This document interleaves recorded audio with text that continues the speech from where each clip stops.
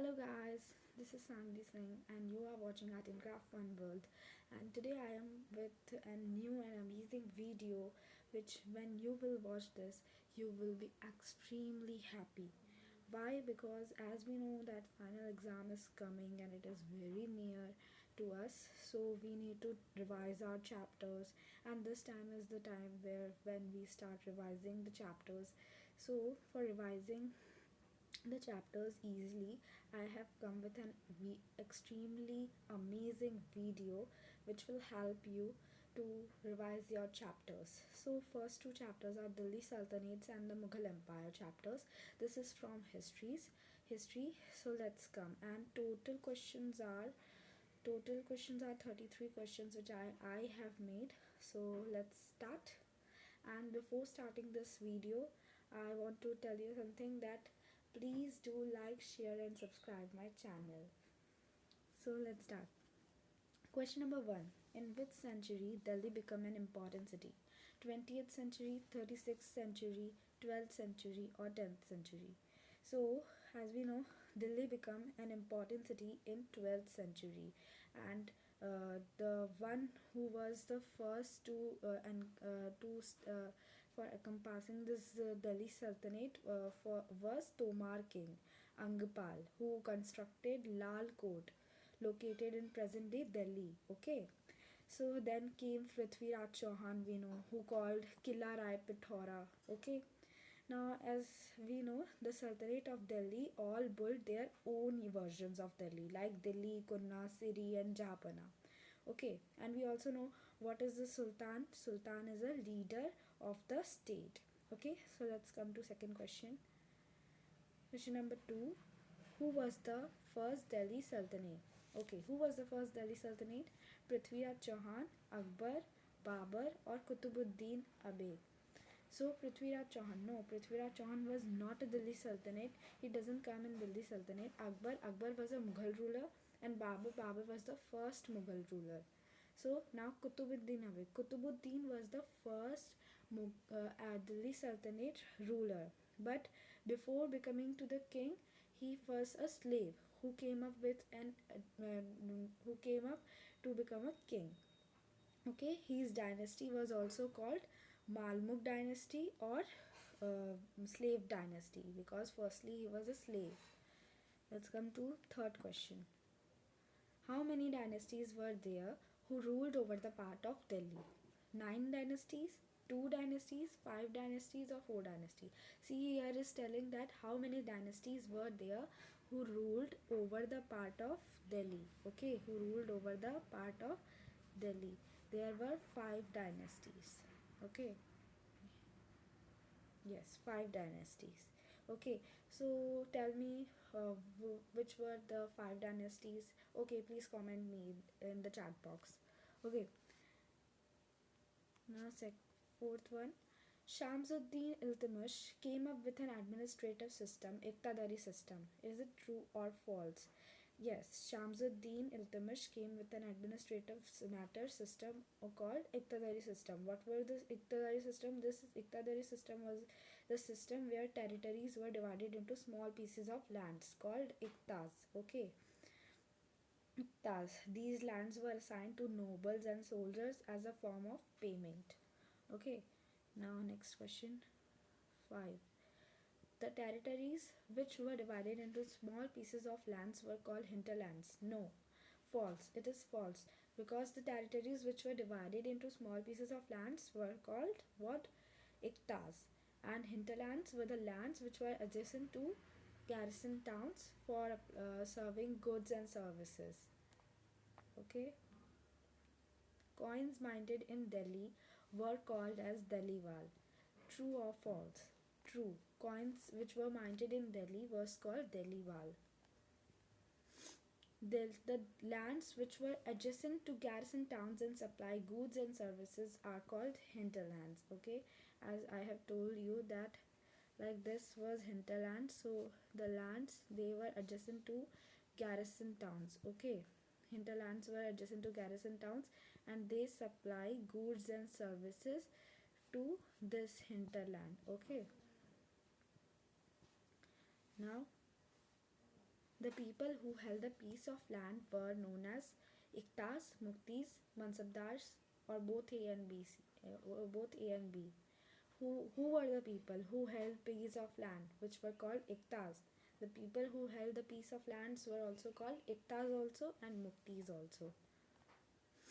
The lands where soldiers stationed permanently were called as garrison towns. Okay, what the lands where soldiers stationed permanently were known as garrison towns. Okay, garrison towns, the hinterlands were adjacent to garrison towns and apply goods and services.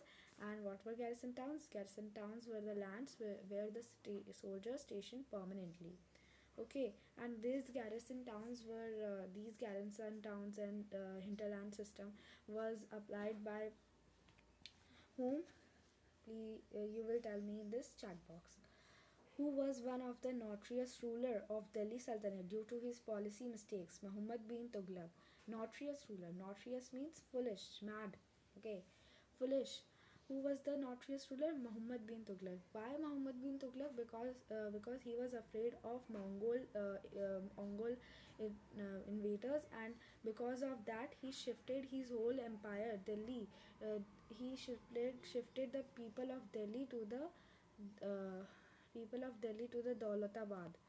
Okay, because of that he has many mistakes. Accountants were appointed Accountants were appointed by the state to check the amount of revenue collected by muktis. Were accounted so is it accountants were appointed by the state to check the amount of revenue collected by muktis? Yes.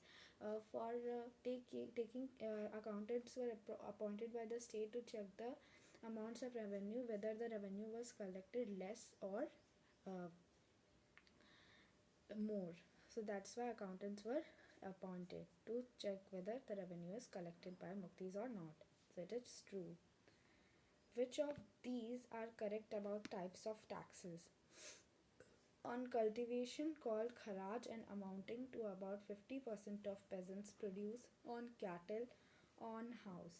Okay, so these three are correct. On cultivation was collected, taxes was collected on the cultivation and on the cattles, related to cattles also, and related to houses. Okay, and 50% of peasants produce, 15% of peasants yield or salary was also taken as a tax. Okay.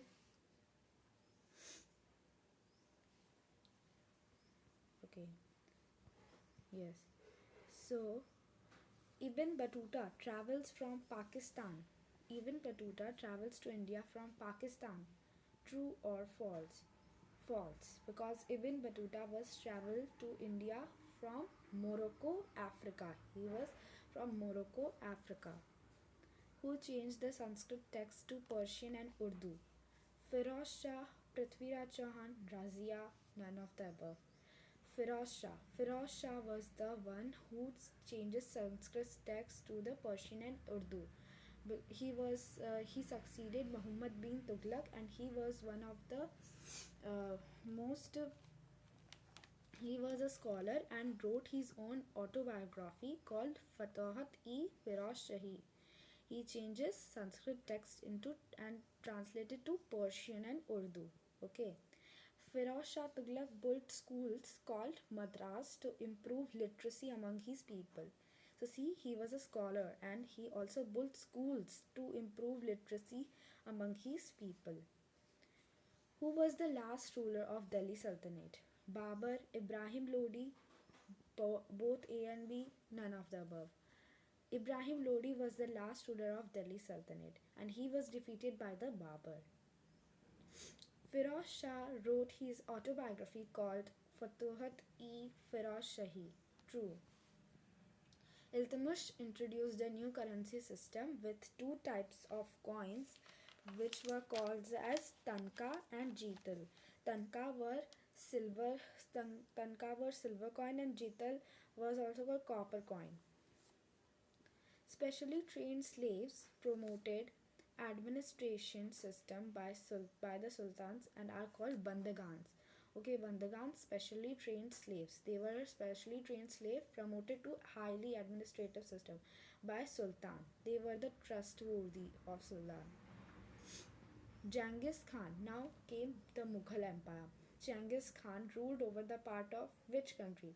China and Central Asia. Okay, Genghis Khan was ruled over the part of China and Central Asia.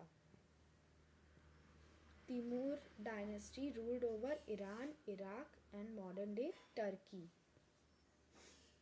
Babur was born in 1483 CE, Fergana, Uzbekistan. True or false? True. Yes, Babur was born in 1483 CE, Fergana in Uzbekistan. And he became king in the age of 13 years. His father was Babur was the son of governor of Fergana. Who defeated Sultan of Delhi Ibrahim Lodi and captured Delhi and Agra? Babur. Babur defeated Ibrahim Lodi.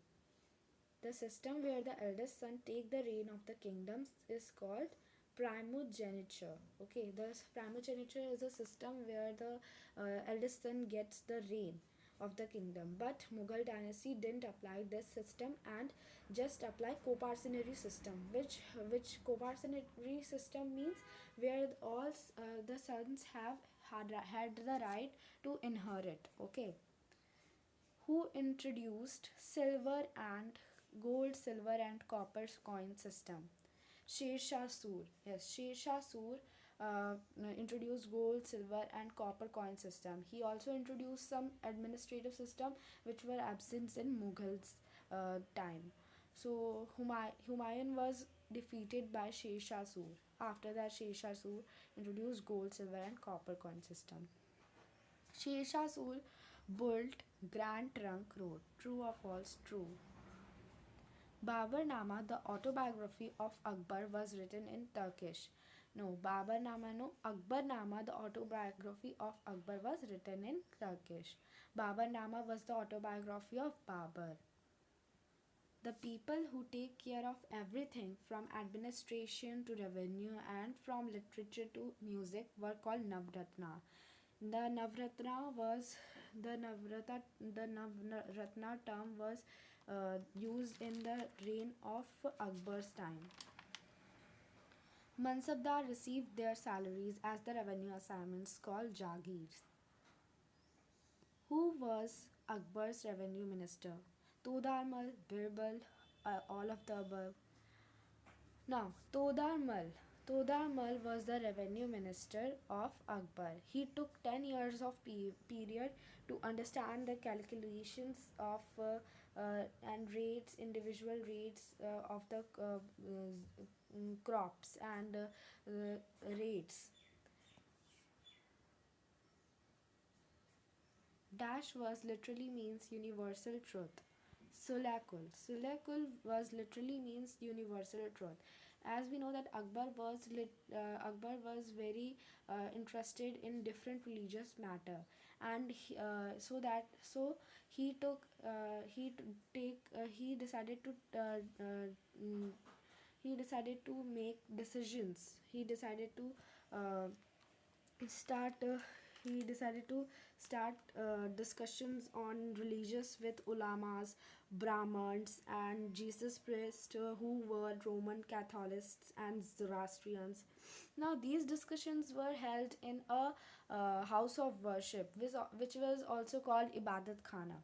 Okay, Akbar was interested in the religious and social customs of different people, but his interaction with the people of different faiths and regions made him realize that their teaching created divisions and disharmony amongst his subjects. So he come with an administrative matter, or we can say with a new system which was called Sulakul, which was focused on the system of ethics, honesty, justice, peace. So, who wrote autobiography Akbarnama? Abul Fazl. Abul Fazl was also from the Navratna. Navratna was also known as the Nine Jewels. Okay, he was also from the people of Navratna, and he was one of the Akbar's friends, and he wrote the autobiography called Akbar Nama. If Zat determined a Mansabdar's rank of salary, Sawar indicates his number of cavalrymans. True. Okay, so Zat determined Mansabdar's ranks or salaries, and Sawar indicates the numbers of cavalrymans. The numbers of houses. Sawar indicates the number of houses. Sorry. Sawar indicates the numbers of houses. Horses.